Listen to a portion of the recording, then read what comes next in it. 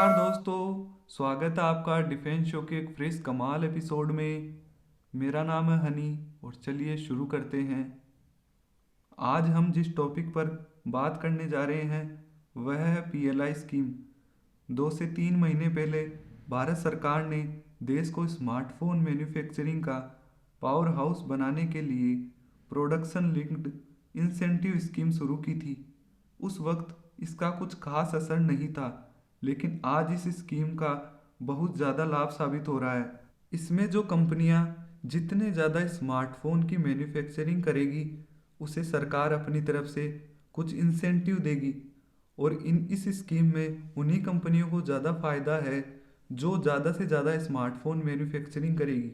सरकार की तरफ से इंसेंटिव किसी भी प्रकार से हो सकता है, जैसे मुफ्त में स्मार्टफोन फैक्ट्री लगाने के लिए ज़मीन, टैक्स में छूट व कंपनियों को निर्यात में हर प्रकार की सहायता। इस स्कीम का फ़ायदा वही कंपनियां सबसे ज़्यादा उठा पाएगी जो अपनी फैक्ट्रियों में ज़्यादा से ज़्यादा स्मार्टफोन का प्रोडक्शन करेगी, वह स्मार्टफोन का एक्सपोर्ट करेगी। आज के वक्त में 5G की चर्चा हर जगह चल रही है।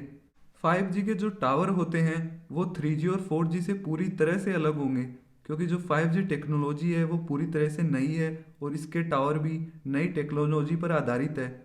लेकिन जो दुनिया में 5G के उपकरण बनाने वाली लीडिंग एज कंपनियां हैं, मतलब कि जो प्रमुख कंपनियां हैं, वो चाइना की 2 कंपनियां हैं, हुआवे और ZTE। इन कंपनियों पर अमेरिका ने प्रतिबंध लगा रखा है। हाल ही के दिनों में डोनाल्ड ट्रंप ने इन पर बैन की घोषणा की थी। इसके बाद ब्रिटेन और यूरोपीय यूनियन के देशों ने भी इन दोनों पर बैन लगाया है। लेकिन ये दोनों कंपनियां 5G उपकरण बनाने में किंग है, क्योंकि चाइना में लेबर कॉस्ट काफ़ी कम है और वहाँ पे चीज़ें किफ़ायती बनाने में इससे बहुत ज़्यादा मदद मिलती है। इसी कारण ये दुनिया में leading edge 5G technology supply करने वाली कंपनियां हैं। 3G व 4G में जो उपकरण पूरी दुनिया में इस्तेमाल होते हैं उनमें से अधिकतर इन दोनों कंपनियों के द्वारा बनाए हुए होते हैं। ये बहुत सस्ते उपकरण बनाती है। लेकिन पीएलआई स्कीम की वजह से जियो भी 5G उपकरण बनाने के फील्ड में कूद गई है। और आप तो जानते ही है, जियो से सस्ता डेटा आज की दुनिया में कोई भी नहीं दे सकता है। जियो, टाटा, नोकिया, एरिक्सन जैसी बड़ी बड़ी उपकरण बनाने वाली कंपनियां भारत में आज 5G के उपकरण बनाएगी। इन चारों कंपनियों ने भारत में 5G उपकरण बनाने के लिए प्रोडक्शन लाइंस शुरू कर दी है और जल्द ही हमें अपने देश में बने हुए 5G उपकरण मिल पाएंगे।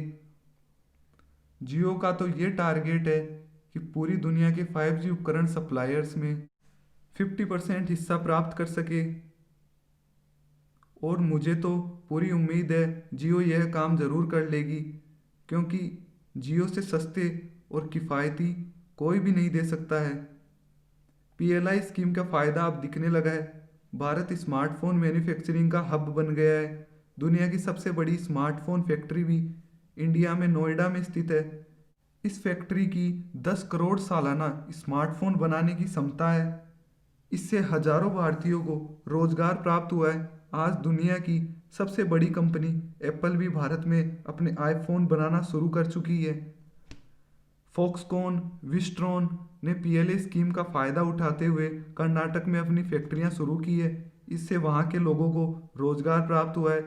सैमसंग 3500 करोड़ रुपए का निवेश कर अपनी मोबाइल डिस्प्ले बनाने वाली फैक्ट्री चाइना से इंडिया शिफ्ट कर चुकी है।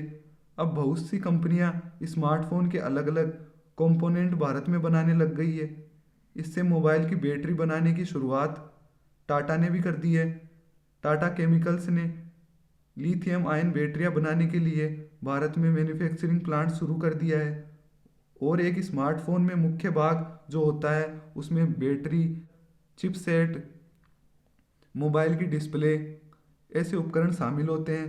ये सभी भारत में बनने लग जाएंगे तो भारत जरूर स्मार्टफोन मैन्युफैक्चरिंग में पावर हाउस बन जाएगा। इससे भारत स्मार्टफोन बाजार का 5G टेक्नोलॉजी में किंग बनकर उभरेगा। आपकी इस वीडियो के बारे में क्या राय है हमें ज़रूर बताइए। वीडियो पसंद आई हो तो लाइक करें, सब्सक्राइब करें। जय हिंद, वंदे मातरम।